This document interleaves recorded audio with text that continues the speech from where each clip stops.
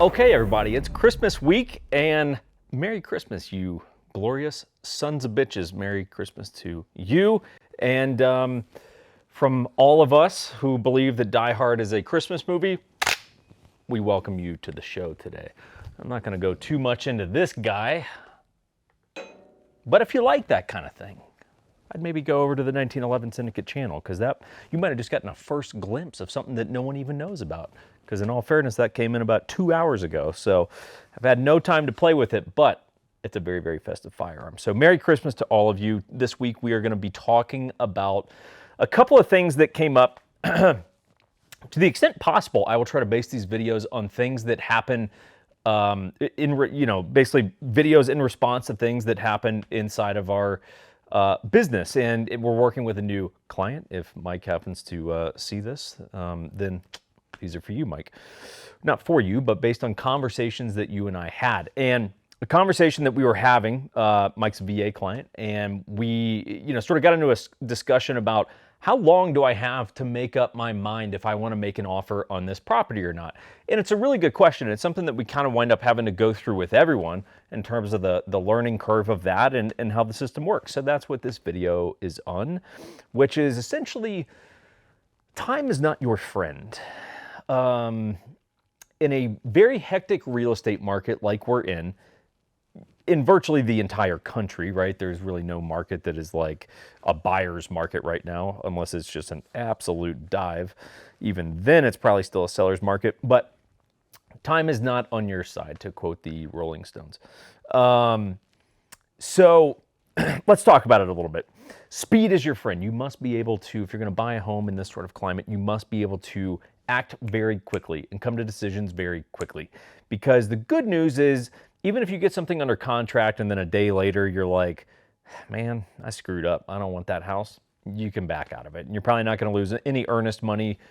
Depends on where you are and how the contract's written. But chances are you're not going to lose any earnest money. So that's kind of your worst case scenario. So I'll give you an example from Mike. So last Tuesday night, we looked at a place, or we looked at a few places actually, but looked at places, and I told him, he was like, look, how long do I have to make up my mind if I want to act on any of these? I said, look, ideally tonight. Like that might sound aggressive. It might sound kind of like harsh, like, well, I don't even get to sleep on it.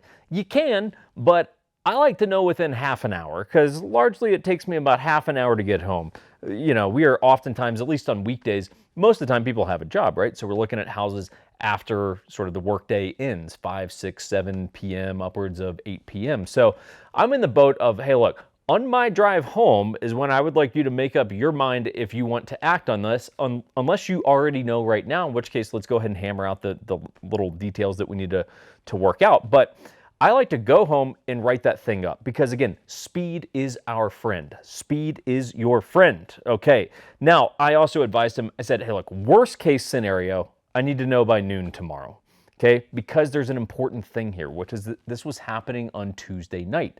The reason I said noon tomorrow is really the latest that I need to know is because that's the latest that I can safely know, where I believe we'll still be able to get in an offer before something else gets accepted. You see, one of the things that is very important in terms of the timing of this is, well, what day of the week is it? Because on a Tuesday night, if I'm writing an offer on a Tuesday night, we have a thing called a response deadline that I'm going to assume is probably pretty standard in most states, which is, hey, I'm writing an offer for the buyer, right? Hey, Mr. Seller, you have until this date and time to reply to our offer. A non-response is also considered a rejection, just so that you guys understand that. They don't actually have to respond. They can just ignore you, and that's the same thing as saying no. But if I'm writing an offer on a Tuesday night, I'm giving you a 24-hour response deadline. It's like, okay, cool, like 8 p.m. on Tuesday night, we're writing the offer. Cool, by Wednesday at 8 p.m., I expect a response, which is either a yes, no, counter offer. Yeah, those are your three options, yes, no, or counter offer, or ghost us, which is the same thing as no. So that's why we need to know very, very quickly, because right now we have the advantage of it being a Tuesday. Because you see, what happens is once Friday hits, once Friday morning hits, any listing agent is really going to say any offers that are submitted between Friday, like starting Friday, will be reviewed the following Monday, because they're too fucking lazy to work on the weekend. Caveat, some of them are too lazy to work on the weekends. Some of them just know that, well, the weekends when we're going to get our most traffic and we're going to hope we get multiple offers. So let's just keep the offers rolling all weekend and review them on Monday. So I don't fault them for that strategy. It's annoying, but I can't really fault them for that strategy. So here's the deal, right?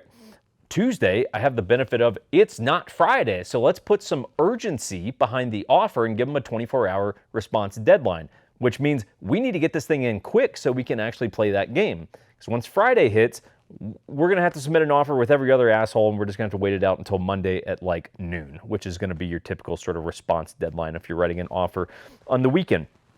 So that's why the timing is very critical in terms of when you're writing these offers. Another thing that is important is, well, how competitive do you think this house is going to be?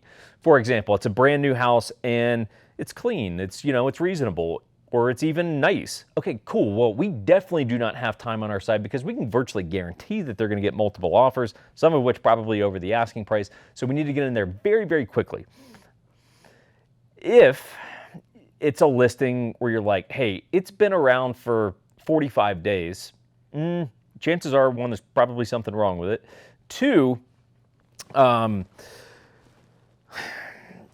clearly the market is indicating that this house is less competitive for whatever reason that we don't know yet. Less people are interested in this house. So you may have a little bit more time to make up your mind. Now, it's a risky strategy because someone could come in at any moment and go, okay, cool, well, it's been 45 days, but tonight is the night that someone's writing a great offer on that house. So, but if I see a house and it's been around for 30, 45, 60 days, chances are you got a little bit more time to think about it, but not much, because crazy things happen in this day and age in real estate. The last thing I will leave you with here is that speed also matters, because sometimes being first counts for a lot. Sometimes it counts for almost everything. Because I've had cases, speaking from personal experience here, where we've submitted offers and they had a lot of offers that came in because inside of my organization, we operate quickly and urgency is our friend. We were first. And what happened was there was 3, 4, 5 offers, and they were basically all the same. I mean, they were all like within so close of a margin that we're just going to say these offers were all the same.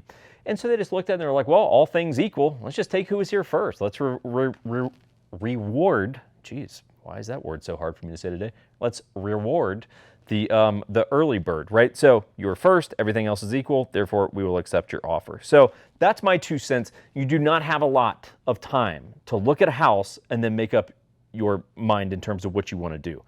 It's actually disrespectful to your agent if you just take them on a bunch of showings and then you just like wait a week and then you're like, let's write an offer, where you're like, well, motherfucker, that thing went under contract 6 days ago, right? So like you do have to operate urgently.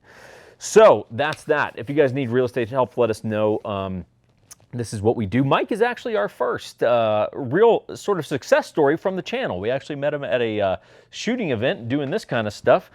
And he's actually been watching this channel, so kind of cool. It's like our first little tale of the real estate paradox turning into something positive for us. Not that it's done anything bad, it's just, you know, that is something good. So anyway, if you need help, let us know. Happy to help, unless it's land that you want to shoot on, because I can already tell you that's not going to happen.